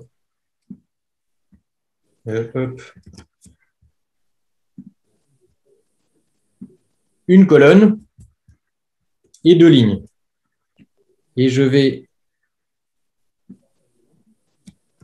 ne vais pas les séparer pour l'instant, mais je vais mettre mon image en plus petit, ici, et un offset ici. Voilà, je prépare en fait mon picture-in-picture pour avoir mes 2 petites images sur la droite. Donc, tout simplement, je crée mon carré. Ici, vous avez vu que j'aurais pu les décaler à gauche, à droite. Je peux jouer sur les images, sur la forme, sur l'arrondi, etc. Et puis maintenant, je vais prendre les 2 plans qui sont en dessous et je vais les transformer. Alors, pour les transformer, dans le visualiseur de mon montage, je clique ici, je vais sur Transform. Je vais sélectionner donc ce plan ici et je vais venir le positionner. Voilà, donc là je positionne l'image qui est sur la piste V2 par rapport à l'effet de Video Collage ici. Je prends maintenant l'image qui est sur la piste V1, je la transforme également, donc ça me permet de faire des picture-in-picture, des choses qui forcément sur lesquelles on revient régulièrement et qu'on utilise régulièrement, et plutôt que de s'embêter à devoir refaire votre cadrage, voilà, vous avez la possibilité là de faire un picture-in-picture ou dit vidéo collage ici avec l'effet très rapidement avec cet effet. Autre effet qui rajoute à la collection d'effets de DaVinci, les OpenFX un petit peu puissants, notamment le Noise Reduction, qui est issu du Noise Reduction de la page Color. Donc, le Noise Reduction qui est ici, dans la partie Motion Effect, cette partie ici, vous allez le retrouver directement avec un Noise Reduction. Alors, vous voyez, là, il y a un plan qui est peut-être un petit peu exagéré dans ses bruitages, mais on va s'en servir. Donc là, c'est un scan de film, donc avec beaucoup de bruit dessus. Effect Library. Je vais aller chercher l'effet Noise Reduction. Hop. Je sélectionne le clip. Je vais dans la catégorie effet. Et cette fois-ci, j'ai les réglages. Alors, dans Noise Reduction, donc on a la possibilité de faire des réglages temporels ou spatial. Spatial qui joue directement dans l'image. Ce qui est très intéressant, c'est qu'on peut séparer le seuil de travail sur la luma et sur la chroma, ce qui permet sur la chroma, sans rentrer dans les détails, l'œil est moins sensible à la couleur qu'il ne l'est au noir et blanc, c'est-à-dire qu'en fait, on voit moins les détails dans la couleur que le noir et blanc, et donc on peut mettre plus de soft, plus de blur dans la partie couleur, et donc quand on utilise un réducteur de bruit, ça c'est intéressant de pousser plus le seuil dans la couleur. Donc là, vous voyez qu'on a travaillé et qu'on a bien réduit le bruit ici sur cette partie-là, et on a la même chose sur la partie Luma. Alors, ça demande des ordi un petit peu puissants aussi, vous voyez que ça fait un petit peu rare. Mais ça, c'est la partie temporelle de notre réglage de Noise Reduction nous permet de bénéficier en fait des erreurs de bruit qui ont lieu d'image après image. Lorsqu'un bruit évolue de manière aléatoire, lui, il va analyser, et le réducteur de bruit, pardon, va analyser ce bruit qui bouge et se servir des différentes images. Donc, c'est pour ça qu'on a le nombre d'images de chaque côté, l'estimation des mouvements qui nous permettent de travailler là-dessus. Donc là, vous voyez qu'on a déjà, on a ce réducteur de bruit qui est le fameux réducteur de bruit de DaVinci qui a évolué en plus de version en version et qui en plus maintenant est disponible dans la page montage.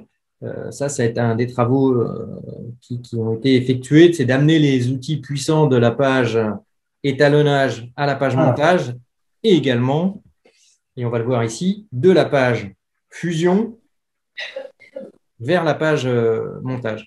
Donc, vous voyez que sur ce plan ici, j'ai sur la piste V1 une planète et sur la piste V2 un décor de vaisseau spatial. Et ici, je voudrais voir la planète à travers. Donc, tout simplement, je vais aller chercher l'outil dédié, issu, comme je vous le disais, de Fusion. Et cet outil s'appelle le 3D Keyer. Alors, dans Fusion, il s'appelle Il s'appelle le Delta Keyer, pardon, je cherche mes mots. Et ici, il s'appelle le 3D Keyer. Je sélectionne l'élément, je vais prendre la pipette. Pour pouvoir cliquer dans mon image, il ne faut pas que j'oublie dans mon visualiseur d'afficher l'OpenFX Overlay.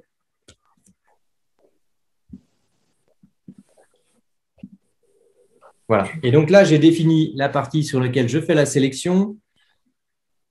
Dans la partie effet, ici sur la sortie, je vais passer en Alpha Highlight. Vous voyez la zone en noir et blanc. Je vais pouvoir rentrer dans Matte Finesse pour nettoyer la partie noir et blanc. Donc, je vais travailler sur le Clean Black rapidement pour améliorer. Voilà, donc vous voyez qu'on a enlevé du coup le retour du vert. Si on veut être encore un petit peu mieux, on a l'option Despill. Le spill, lorsqu'on fait des incrustes, c'est le reflet du fond coloré sur le personnage ou sur le décor. Et Despill, c'est pour enlever le reflet du fond coloré. Donc, vous voyez là l'incrustation. Le Despill nous a enlevé cette partie-là. Et puis là, on a retrouvé ici, du coup, l'extérieur. En faisant attention de ne pas aller trop loin, on a gardé un petit peu de soft, de semi-transparence par rapport à la vitre ici.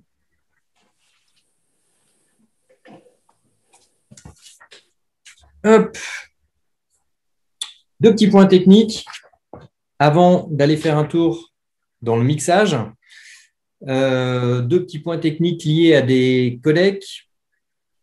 Donc, vous savez du coup, enfin, vous ne savez peut-être pas, mais qu'on a la possibilité de faire des rendus dans DaVinci. Donc, on a la fenêtre Playback avec la possibilité de faire des rendus qui sont soit demandés par l'utilisateur, soit en mode smart, en mode intelligent. Et là, c'est DaVinci qui choisit à quel moment il fait les rendus qui se font en tâche de fond. Mais une autre manière de travailler, ça va être de faire un render in place, c'est-à-dire que vous allez définir ce plan-là. Je veux faire un rendu du plan. Donc, je fais un clic droit sur le plan et je vais retrouver la fonction render in place là-haut. Et dans le render in place, c'est dans le menu et pas dans les préférences comme avec les rendus smart ou user, les rendus traditionnels. C'est ici là que vous allez choisir le format, le codec, le type et l'endroit. Par exemple, là, je vais le mettre sur le bureau. Je vais faire un render in place, un dossier. Voilà. Et donc là, je fais le rendu du fichier. Donc, le fichier qui aurait pu être difficile à lire va être rendu et c'est le fichier rendu qui sera lu à la place directement. Voilà ce que je vous expliquais tout à l'heure. L'autre fonction, hein, le Smart Rendering ou le User, nous permet de faire des rendus. Je vais vous le montrer rapidement, c'est l'ancienne méthode. Donc là, voilà, là, je lis le fichier avec le réducteur de bruit qu'on a appliqué tout à l'heure et avec le render in place qui est fait. Donc là, c'est le fichier qui est sur le bureau. Si je reviens sur le bureau, c'est en fait ce fichier-là que je lis. Si là, je veux rendre cet effet ici, je peux aller dans le menu Playback et dans le mode Render Cache. Si je me mets en mode Smart, dans la timeline, toutes les lignes qui vont passer en rouge vont définir les zones qui vont être mises en cache. Donc, c'est aussi une sorte de rendu et vous définissez le rendu dans les préférences. Donc, Smart, c'est DaVinci qui choisit selon la puissance de votre ordinateur et la difficulté des effets s'il a besoin de faire le rendu ou pas. Et le mode User, c'est vous qui définissez en faisant un clic droit si vous voulez faire le rendu. Et là, par exemple, voilà, il va y avoir le rendu qui va être fait. Donc, la barre bleue qui va venir ici est donc mis en mémoire cache avec les préférences qui se font dans les réglages du projet ici. Autre chose technique, on peut, lorsqu'on a des médias complexes avec des grosses compressions ou en 4K ou en 8K, on peut simplifier, fluidifier son travail. Mais au moment de l'ingest, là, vous voyez qu'il y a le rendu des éléments qu'on met dans la timeline. Et il y a également, lorsqu'on fait l'acquisition, lorsqu'on récupère des médias, on a la possibilité de les convertir soit en médias optimisés, soit en proxy.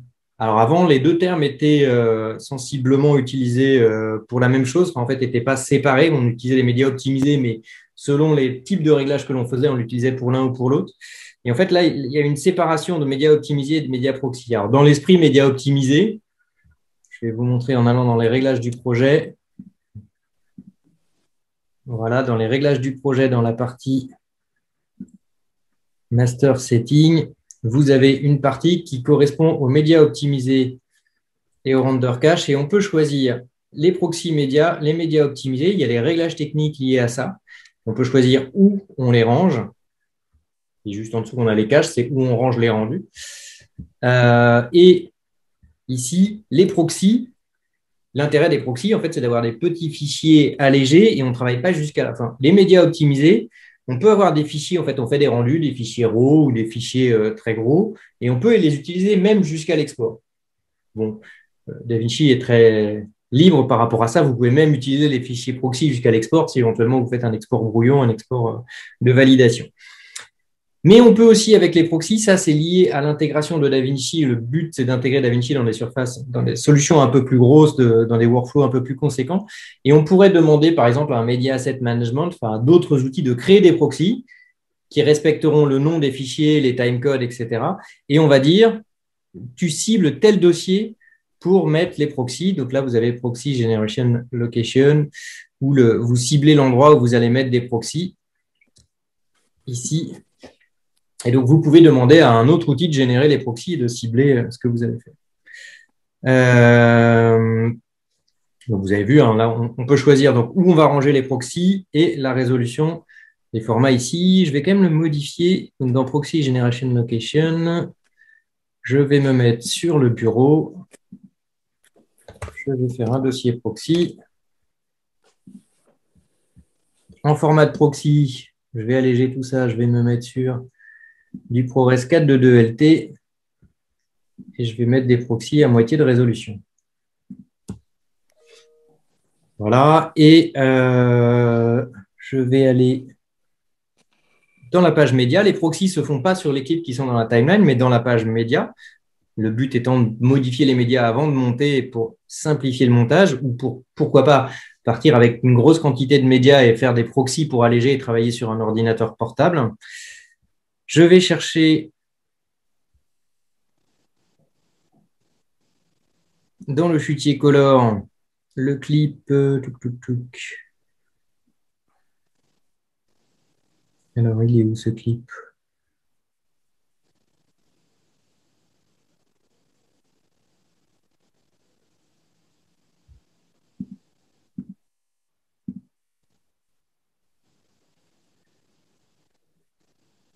Bon, c'est pas grave, je vais prendre n'importe quel clip. J'avais prévu de cibler un clip, mais je vais prendre ce clip ici. Je fais un clic droit et je vais aller chercher la fonction Generate Proxy Media. Voilà. Et donc, cette fois-ci, on a le proxy. Quand on va vouloir monter avec les proxys, tout simplement, dans le menu playback, vous avez la possibilité d'utiliser le média proxy ou le média optimisé s'ils sont disponibles. Voilà. Et en fait, là, du coup, quand on va travailler, on travaillera sur le fichier proxy qui a été généré pour faire le montage. Voilà. Ce fichier proxy, il va se retrouver ici dans le dossier proxy média. On va retrouver le lien vers les différents dossiers. Et ça, c'est le fichier proxy qui est utilisé à la place de notre élément. Voilà. Si je fais un clic droit maintenant, on a les options pour lier le média proxy. Alors, lier le média proxy, c'est si vous avez tout un dossier avec des proxys, vous pouvez lier le média proxy avec ce nouveau dossier et Unlink Proxy Media. Comme ça, on enlève le lien avec le média proxy et on repart sur le média natif, par exemple. Voilà sur ces fonctionnalités de la page montage. Il nous reste 2 pages à voir et peu de temps. Et on va cibler très rapidement. la page Fairlight. On va aller voir ce qui se passe dans le son. Donc, dans Fairlight, on peut travailler jusqu'à maintenant 2000 pistes audio sans carte accélérateur. Il y a eu un gros travail de fluidification du moteur de rendu audio. Et si vous avez une carte accélérateur, vous pouvez faire beaucoup, beaucoup de choses. On a également un nouveau bus. Les bus, c'est la possibilité d'attribuer des pistes, donc plusieurs pistes, vers une piste qui va commander l'ensemble des éléments. Et donc, on a ce qu'on appelle un flexbus. Alors, le flexbus, comme son nom l'indique, c'est un bus flexible qui va nous permettre d'envoyer des pistes vers des pistes, puis des bus vers des bus. En fait, on peut faire tous les sens que l'on veut, alors qu'avant, un bus, lorsqu'il était créé, on ne pouvait pas le modifier.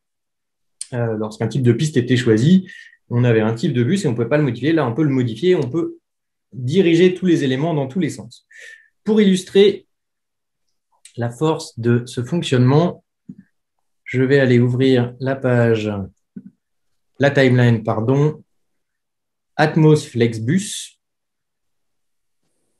Je vais ouvrir. Donc, vous voyez ici ma timeline. Là, je suis dans la page montage. Voilà la timeline sur laquelle on va travailler. L'ensemble de pistes. Alors, il y a déjà des choses qu'on pourrait faire en mix dans la page montage. On a déjà un mixeur avec pas mal de fonctionnalités. Il faudrait un petit peu de temps pour découvrir tout ça, mais du coup, il y a quand même beaucoup de puissance déjà dans la page montage en termes de mixage. Mais dans Fairlight, on est vraiment sur un DAW, une Digital Audio Workstation dédiée, sur laquelle on peut rajouter aussi, je ne vous l'ai pas sorti, mais je l'ai à côté, une table de mixage. Il y a une table de mixage 12 faders motorisée très intéressante qui permet de piloter et de créer des automations. Et on a aussi les gros panels comme ceux qui sont utilisés à France 3 Région, parce que France 3 Région utilise les panels Fairlight pour le mixage des news. Pardon. Donc le Flexbus, je vais vous l'illustrer ici dans le menu Fairlight. Bus format, je vais pouvoir créer des bus. Alors il y a un bus dialogue qui est déjà fait. Vous voyez, en stéréo. Je peux modifier cette fois-ci ce que je vous expliquais tout à l'heure. Je peux le passer en mono. C'est du dialogue. Si je souhaite, voilà, je modifie le bus. Donc, on a les différents bus sur lesquels on va travailler. Donc, et là, on a un bus dialogue. Maintenant, si je veux attribuer au bus dialogue des éléments, je vais dans Fairlight bus assigne. C'est là où je vais assigner les éléments de dialogue. Alors, ça a été fait pour nous, en fait. Vous voyez que dans le bus dialogue ici, j'ai Emiliana, Philippe, Aida. Donc, c'est les acteurs que l'on a dans notre court-métrage. En fait, Emiliana et Philippe, et Ada qui est le robot qui parle ici. Pour illustrer cette fois-ci ce que l'on peut faire, je vais aller rajouter un autre bus. Soyons fous. Je vais rajouter un bus qui va s'appeler FX. Je vais le mettre en stéréo, je vais voir si je modifie après. Donc, comme son nom l'indique, FX, je vais mettre des effets. Donc, je vais prendre la sortie du bus FX, du bus 3, et je vais aller chercher les effets. Donc, on va cliquer sur Room, BFX, FX ici, FX Media Lab, Drone, SFX. Voilà, donc là, j'ai les effets qui sont attribués sur le bus FX. Je vais vouloir rajouter encore un autre bus qui sera cette fois-ci utilisé pour les dialogues et les FX en même temps. Bus format. Je crée un bus, je vais l'appeler dialogue et FX.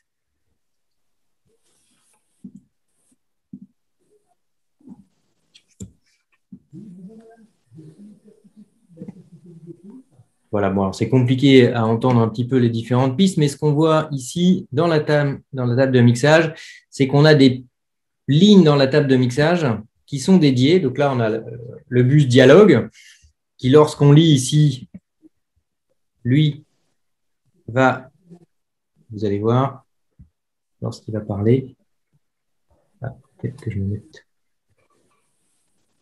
Voilà, donc là, vous voyez, quand il parle, vous avez la piste de dialogue le bus de dialogue qui prend toutes les pistes de dialogue ici. Donc, quand Ada parle, on a aussi celui-là.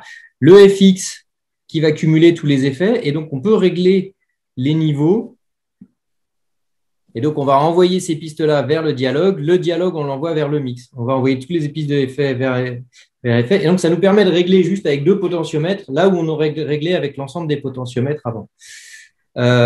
Dialogue FX. Je vais aller dans bus format, dialogue FX. Pour l'instant, il n'a rien. Je vais dans le bus assigne.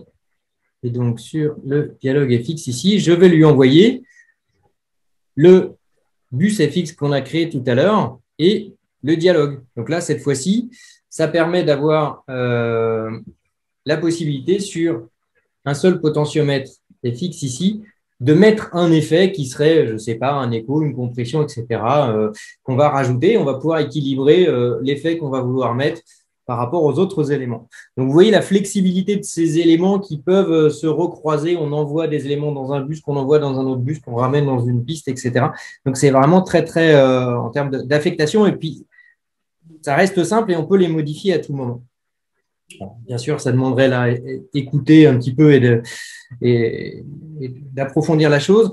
Vous voyez qu'il y a une piste qui est intéressante, qui est le bus output ici, qui nous permet de voir où sont les attributions et aussi de les continuer, puisqu'on peut choisir ici en cliquant dans quel bus existant on va emmener telle piste ou telle piste.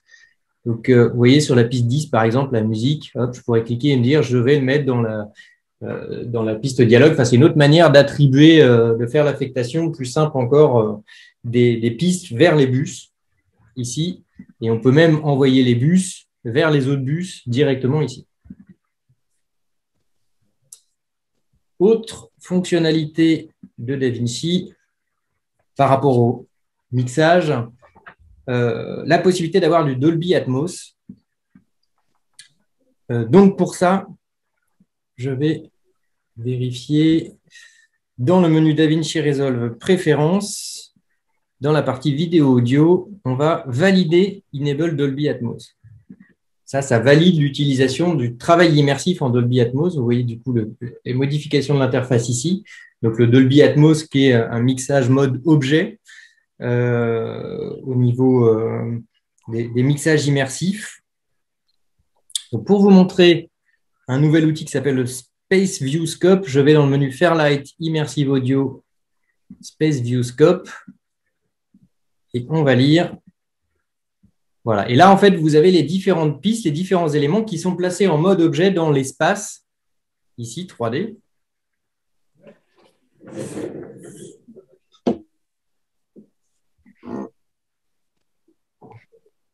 Alors là, c'est un peu délicat pour que vous entendiez l'espace 3D, mais on a vraiment ce fonctionnement de mixage dans l'espace 3D. Je vais fermer l'interface. Je mets des points d'entrée, points de sortie, ils sont déjà mis sur ma timeline.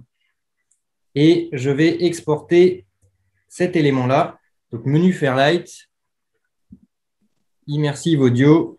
Je vais exporter mon master file en choisissant le mode Dolby Atmos, ADM Broadcast Wave File. On va le sauver sur le bureau.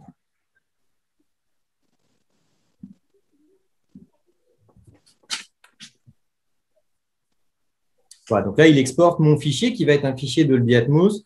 Je vais vous montrer qu'on peut le réimporter et qu'on peut même travailler avec des fichiers Dolby Atmos qui sont des fichiers mode objet qui intègrent l'ensemble des objets qui ont été créés.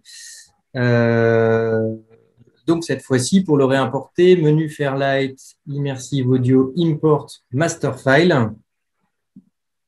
Je vais aller chercher le fichier que j'ai créé à l'instant sur le bureau, Atmos Flexbus. Voilà, donc là, j'ai mon fichier avec toutes les pistes Atmos, les différentes pistes qui sont lues ici. Si je me mets dans le Space View Scope, je vais retrouver les différents éléments qu'on a créés, le Earth Monitor qui est ici, les différentes pistes. Voilà, et je pourrais rajouter, pour travailler, pour que ce soit plus simple, dans la timeline numéro 9, voilà, je pourrais aller chercher cette timeline.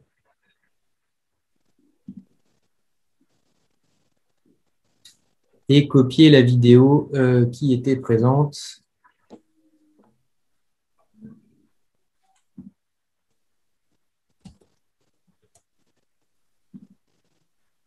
Qui correspond Voilà, donc là, on a l'export avec la masterisation en Dolby Atmos du mixage ici. Donc, on peut mixer en Dolby Atmos dans Fairlight.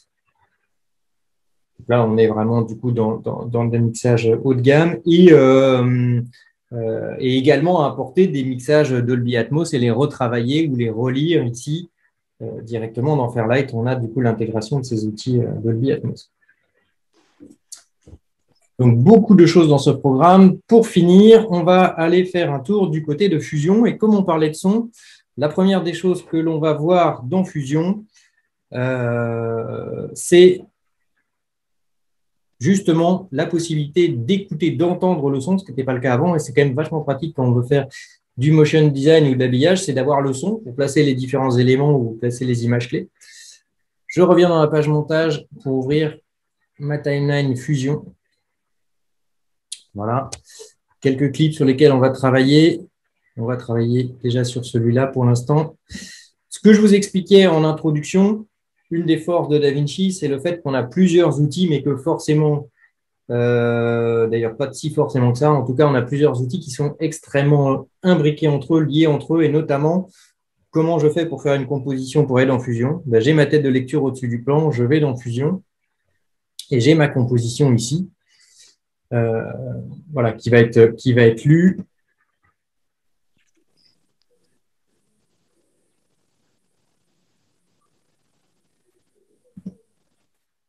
Alors, est-ce que j'ai... Oui, j'ai peut-être baissé le lieu un peu trop.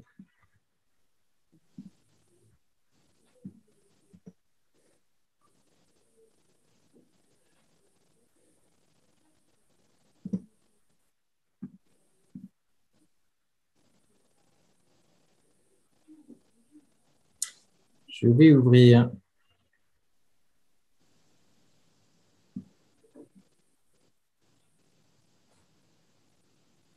la partie keyframe.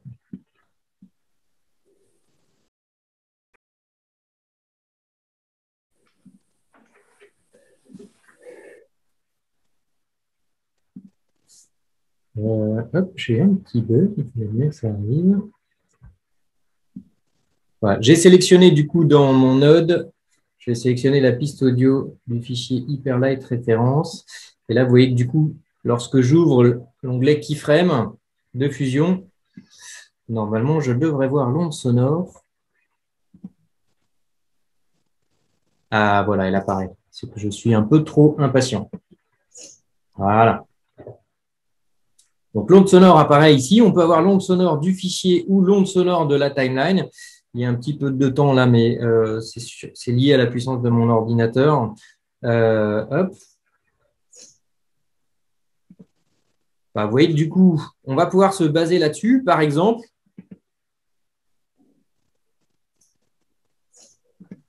ici, en même temps que le bruit caractéristique d'une porte à pression, je ne sais plus comment on dit, à air comprimé qui s'ouvre, on voudrait avoir un petit effet visuel. Donc, on peut se mettre sa tête de lecture à cette image-là. Je vais ouvrir mes onglets avec mes notes. Je vais aller chercher dans le Media Pool l'élément de fumée, le Steam Element. Je vais l'intégrer sur l'image. Donc, je vais bien évidemment assez vite. En fait, là, j'ai un média, mon premier node, qui correspond à mon personnage. J'ai un deuxième node qui sera la fumée. Et je vais utiliser un node merge qui va me permettre, en mode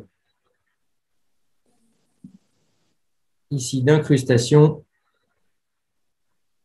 voilà, d'aller caler le plan. Là, pour l'instant, je l'ai mis, mais je ne l'ai pas calé dans le temps. Je vais aller dans mes images clés, là où je veux le voir apparaître. Je vais déplacer le plan.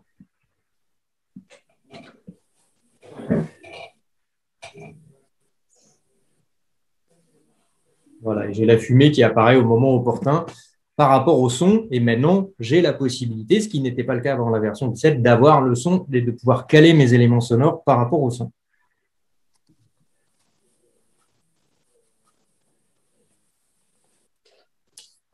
Dernière possibilité, enfin autre possibilité, pardon, enfin dernière d'ailleurs chose que l'on va voir ensemble qui s'appelle l'Anim Curve. Je vais revenir sur le premier clip. Alors, je pourrais aller dans la page Edit et chercher le premier clip. Je vous montre ici que dans la page Fusion, si je clique sur le bouton Clip, je peux me promener entre les différents clips de la page Fusion. Je vais retourner sur le premier clip ici. Voilà. Et si je me mets sur le deuxième ici, j'ai le titre qui était au-dessus. Si je reviens dans la page Edit, vous voyez qu'on a le titre ici, au-dessus de la vidéo. Donc, le titre, c'est un texte plus qu'on peut créer dans la page montage et qui peut être modifié dans la page Fusion. Voilà, je vais un petit peu simplifier mon interface pour qu'on y voit un petit peu plus clair.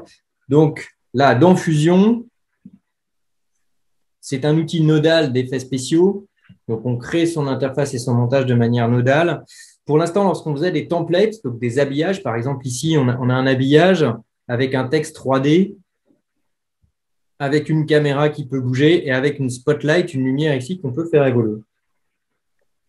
Si on fait évoluer la lumière dans le temps sur une certaine durée, jusqu'à présent, quand on faisait évoluer sur une certaine durée, on n'avait pas possibilité de faire en sorte que la durée de l'animation s'adapte à la durée du clip dans la timeline.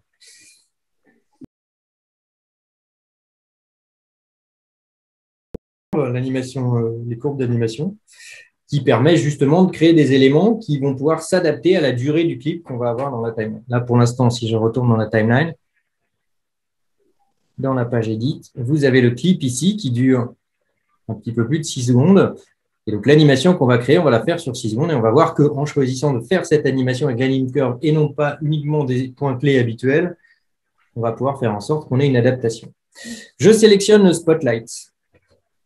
Dans l'inspecteur, je vais dans le menu Transform et je vais vouloir créer une Anim Curve sur le paramètre de transformation, de translation, si celui-là, le paramètre X du Spotlight. En gros, Spotlight, c'est une lumière qui éclaire mon titre et je vais vouloir jouer là-dessus. Je fais un clic droit sur ce paramètre.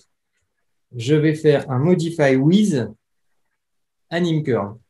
Alors là, on crée ce qu'on appelle des modifieurs. C'est une des manières de modifier des éléments.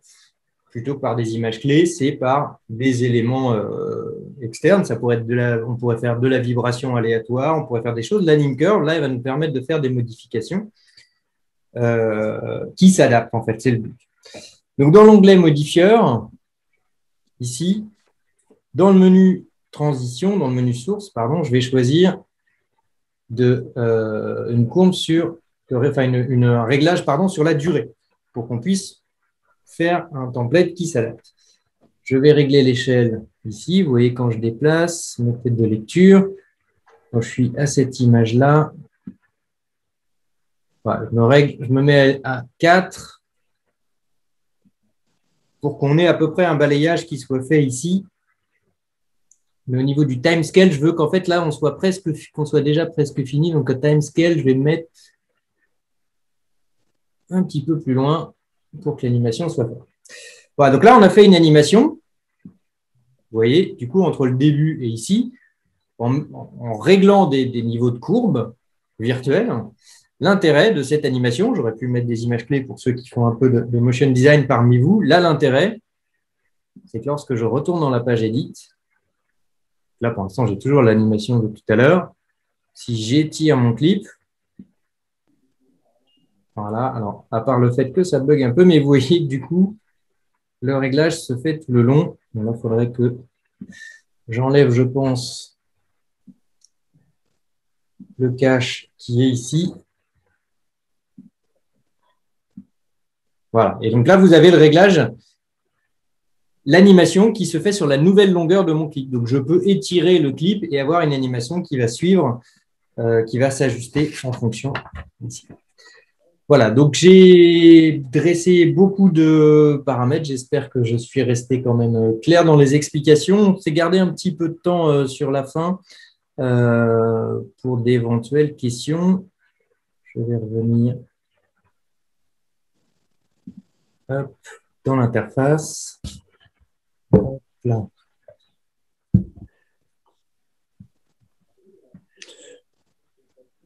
Oui, je pense qu'on peut prendre quelques instants pour pour répondre à des questions s'il y en a.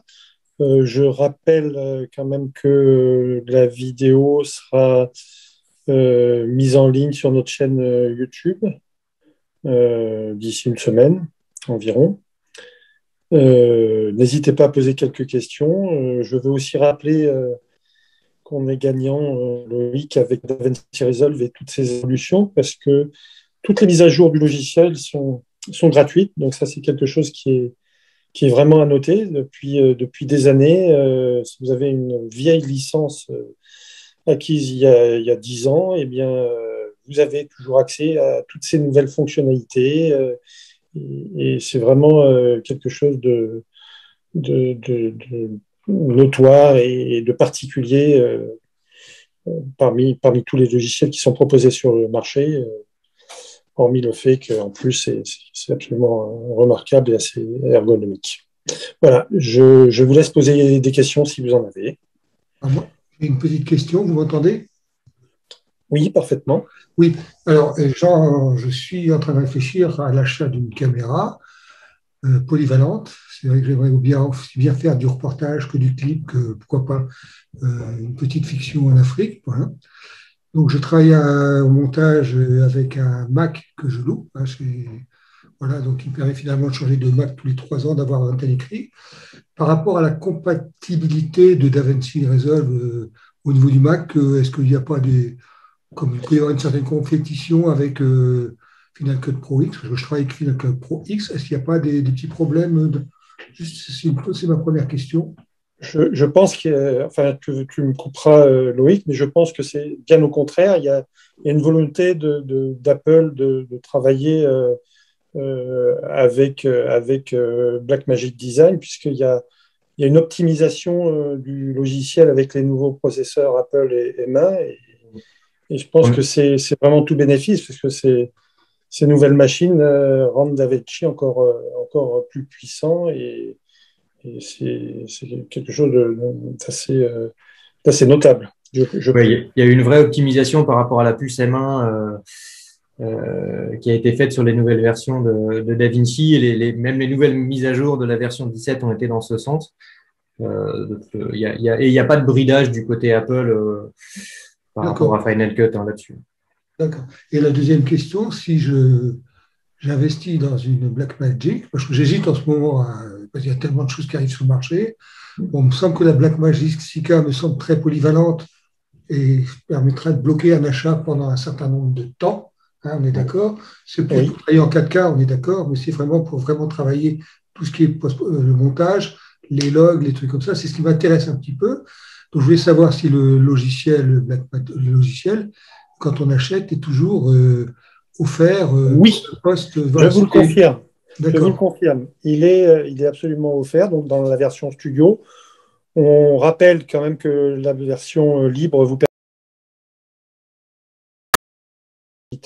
le logiciel donc studio est fourni avec les caméras 6K, les caméras 4K, la 6K Pro et l'Ursa 4,6K également.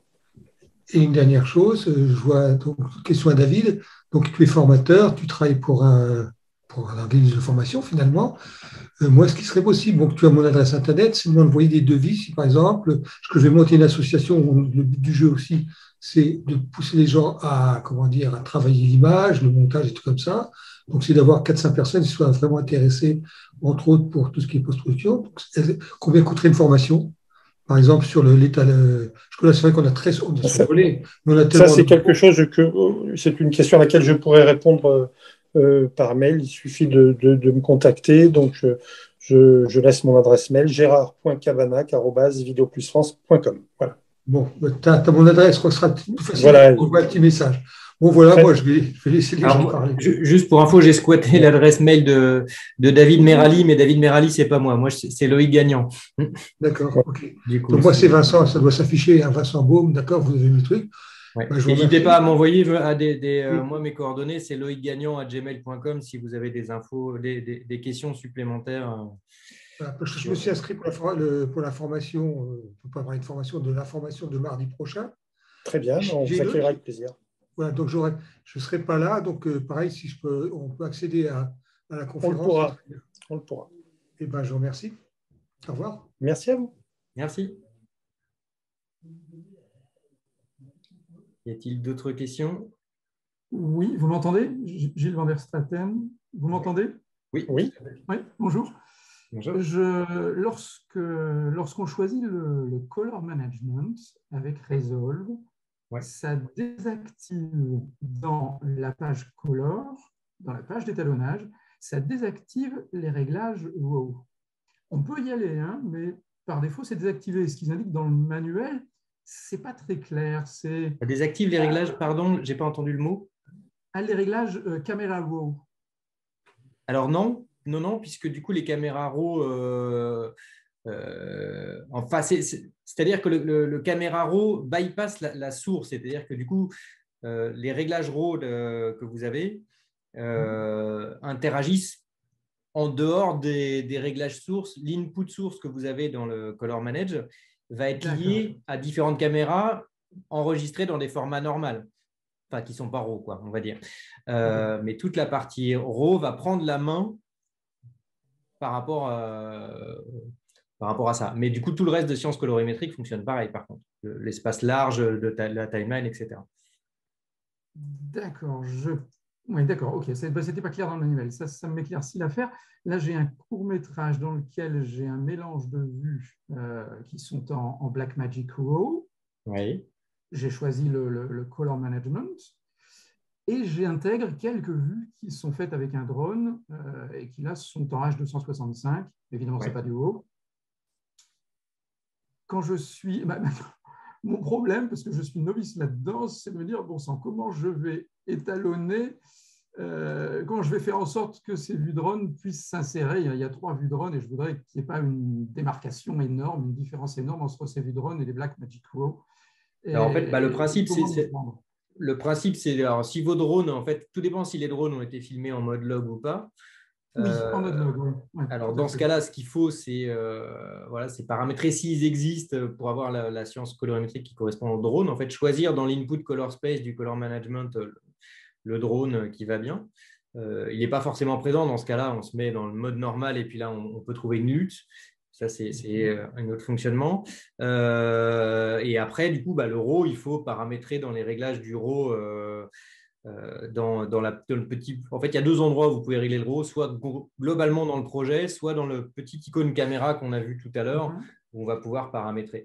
Après, forcément, s'il y a des différences de qualité intrinsèques sur vos caméras, il faudra travailler, faire en sorte que ça se matche à peu près. Mais techniquement, c'est comme ça que vous allez faire pour avoir la bonne base de départ. Ok. Ça s'éclaircit. Oui. Ouais, je vais regarder si, en fait, je vais regarder s'il y a. Donc ça, je peux le faire. Préciser que ces clips faits avec ces plans faits avec le drone, je peux le faire plan par plan, de préciser. Oui, évidemment. De préciser que eux. Oui, vous pouvez prendre les clips et vous pouvez régler clip par clip l'input color space de chacun des clips. En fait, vous définissez au départ le type de source que vous avez le plus présente dans vos rushs. Et puis après, vous pouvez sélectionner, parce que bien évidemment, maintenant, on travaille de plus en plus avec des caméras différentes. Donc, il faut pouvoir cibler, dire, par exemple, dans tout un chutier, j'ai tel type de caméra et dans tout un autre chutier, j'ai tel autre type de caméra. Formidable, c'est très clair. Merci. Merci à vous. Parfait. Exactement la réponse que j'attendais. Merci bien. Bonne journée. Merci. Bonne journée.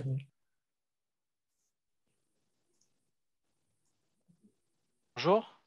Bonjour. Oui, bonjour. Oui, moi j'aurais une question par rapport aux évolutions avec les roues en HDR, pardon. Ouais. Par rapport au pupitre de commande en fait, au pupitre d'étalonnage, pour les paramétrages de ces nouvelles roues, c'est simple parce Alors qu'on oui, travaille en fait, encore sur 3 roues. vous êtes, c'est-à-dire que vous voyez dans l'interface, vous avez toujours 3 roues plus la roue globale. Si vous êtes dans les pupitres où il y a 3 roues, c'est les 3 roues qui sont affichées dans l'interface que vous voyez. C'est-à-dire qu'il faudra quand même avoir un moyen de passer, de switcher sur les roues. Donc ça, vous pouvez trouver une méthode ou les petits stream decks qui permettent de se mettre des raccourcis. Mais sinon, celles que vous manipulez, c'est celles qui sont affichées. Les 3 qui sont affichées. Ok, ça marche. Bon, c'était à peu près tout. Merci. Merci beaucoup.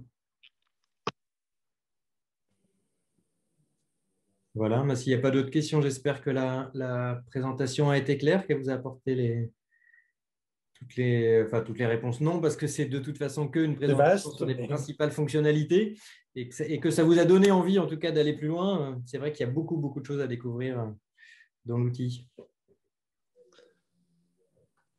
Eh bien, s'il n'y a pas d'autres questions, nous allons clore en te remerciant infiniment pour cette présentation détaillée. Merci beaucoup, merci à tous. Merci à tous de votre participation.